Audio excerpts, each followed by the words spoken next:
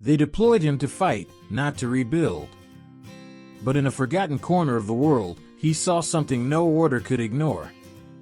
Sergeant Mason Reed wasn't new to war.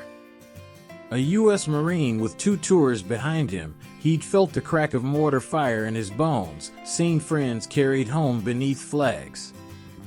By the time he arrived in a remote Kenyan border village as part of a peacekeeping unit, his face wore the weight of years few could understand. Their mission: stabilize the region. Provide security. Nothing more. But what Mason saw when the convoy rolled into that village stopped him cold. Children. Dozens of them, barefoot, shirtless, skin flecked with dust and hunger. They didn't run to the Humvees. They didn't beg.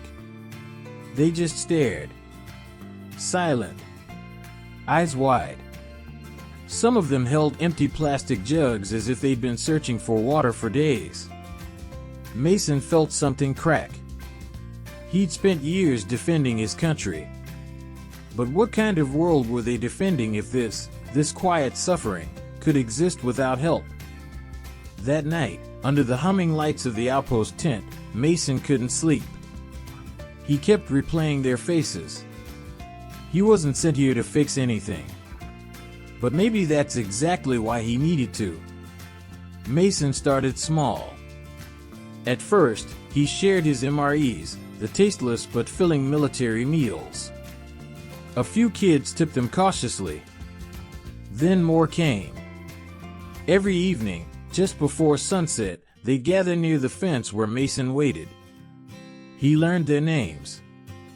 Taught them English words. They taught him Kiswahili phrases. They laughed. And for the first time in a long time, Mason did too. Then he noticed something else.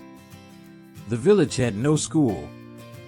Just a crumbling shelter with broken benches and a faded chalkboard. A volunteer named Amina tried to teach the children by drawing letters in the dirt with a stick. Mason watched her once, hidden behind his sunglasses. She didn't see the Marines. She saw hope in the faces of kids who had nothing. The next week, Mason wrote an email to his mother. Then another to a former teacher. Then to his old high school. By month's end, boxes arrived. Pencils. Notebooks. Chalk. Children's books. Even American flags hand-colored by students back home. Mason didn't stop. He used his own money, months of saved combat pay, to pay for lumber. On Sundays, when the village rested, he and 2 other Marines laid down wood, hammered beams, and helped rebuild the schoolhouse.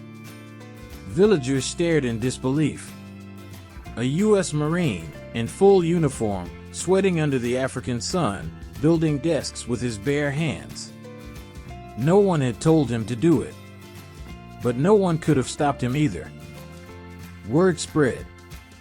By the time Mason's deployment ended, the school had a new roof. Fresh paint.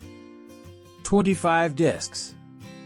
A flag, half Kenyan, half American, painted across the doorway. On his last day, Amina gathered the children. Each wore a handmade necklace of woven twine. And each child had learned one English phrase. "Thank you, Sergeant Mason." As he stood before them, his pack strapped tight, the villagers formed a line. They didn't salute him like soldiers. They placed hands over hearts. Bowed their heads. Mason didn't cry easily. Not in combat. Not at funerals. But when a little girl named Wanjiku, barely 6, ran forward and hugged his legs, whispering, "Don't forget us," something in him broke.